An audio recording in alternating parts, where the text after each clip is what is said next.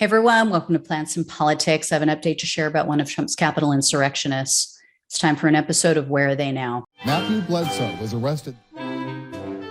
Patrick Montgomery was in court. Jonathan Manapa will stay in federal custody. No, I don't take responsibility at all. So 54-year-old Florida man, and I mean that in every sense of the phrase, Kenneth Reda was seen on surveillance video entering and inside the Capitol on January 6th.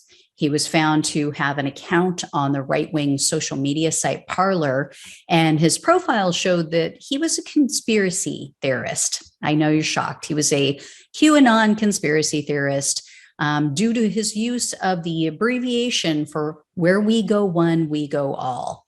And on December 19th of 2020, Reda posted on Parler saying, quote, "We have got to get to DC on January 6th. It is imperative.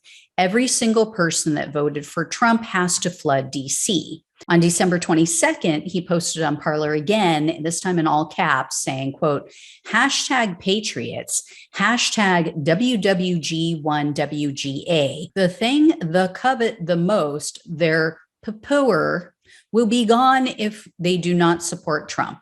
I read that exactly as it was written, by the way. I'm assuming he means their power. So Reda again took to Parler on the 27th of December. He was imploring everyone to overthrow the cabal. And he said, quote, "Patriots, we need to get together and organize against this cabal. We need to overthrow it."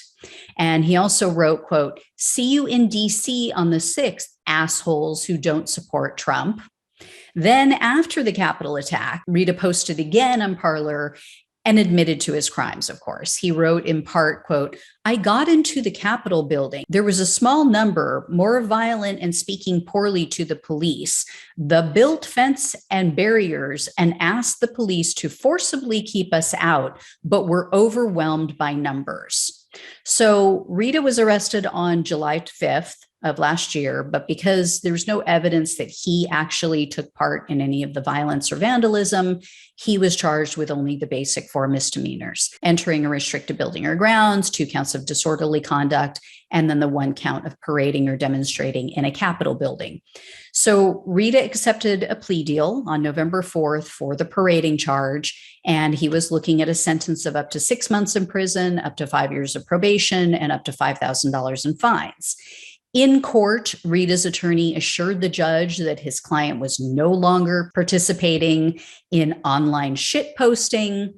That was not the words that the attorney used. Those were my words, but that's basically what the attorney meant. And Reda's lawyer asked for probation only, of course. However, prosecutors were asking for a period of home detention followed by probation. Unfortunately for Reda, he got one of the tougher judges. This was U.S. District Judge Thomas Hogan. He's a Ronald Reagan appointee, and Hogan is not a fan of January 6th, and he takes every opportunity to remind these defendants of how he feels. At the sentencing hearing, Judge Hogan said that the people who stormed the Capitol and overran the police remind him of, quote, "lynchings hundreds of years ago. The crowd gets excited and joins in it. They regret it afterwards, but they joined in it." And as he's done in previous cases, Judge Hogan went on a little bit of a tirade about the Republican lawmakers and media personalities who try to downplay what took place on January 6th. I mean, he doesn't call them out specifically, but he makes it known who he's talking about. He stated that, quote, "The narrative by some people and by some legislators that it was a picnic and nothing serious was going on, that's absolutely not true." He also called the attack, quote, "tragic," and then he went on to remind everyone, quote, "There are approximately 140 officers injured as a result of this. 4 officers after the riot committed suicide. Another died of a stroke the following day, badly sprayed with pepper spray." And the judge also said that the idea that Antifa was behind this, was responsible for the attack, was a quote, total lie. But Judge Hogan did show some compassion for Reda.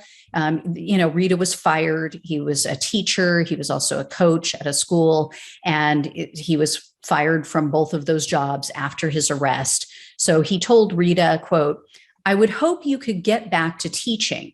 I think teachers are so invaluable, and what you learn through this process might make you a better teacher." And then he basically gave the prosecutor exactly what they asked for and then some. He sentenced Reda to 60 days of home detention, 3 years of probation, and 60 hours of community service. And he ordered him to pay a $500 restitution fee.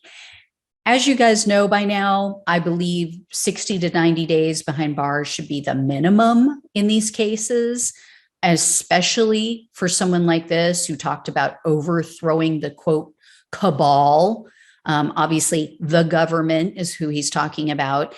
And he acknowledged that there were barriers, that he saw barriers erected when he arrived to keep them out, but he overran the police anyway. So this wasn't one of those people who showed up, a little bit late. They didn't see any barriers when they arrived, walked around, took pictures, and left. He knew he wasn't supposed to be on the Capitol grounds, but he proceeded and he did it anyway. He went onto the Capitol grounds, went into the building, and he knew he wasn't supposed to do it. So I think he should have gotten a little bit of jail time, but at least this judge was a little more heavy-handed than what the prosecutors were asking. As compared to some of these Trump-appointed judges who probably would have taken part in the Capitol attack themselves if they could, I guess I'll take it. Anyway, guys, if I hear any more, I'll let you know. Thanks so much for watching and listening. Take care, and I'll talk with you soon.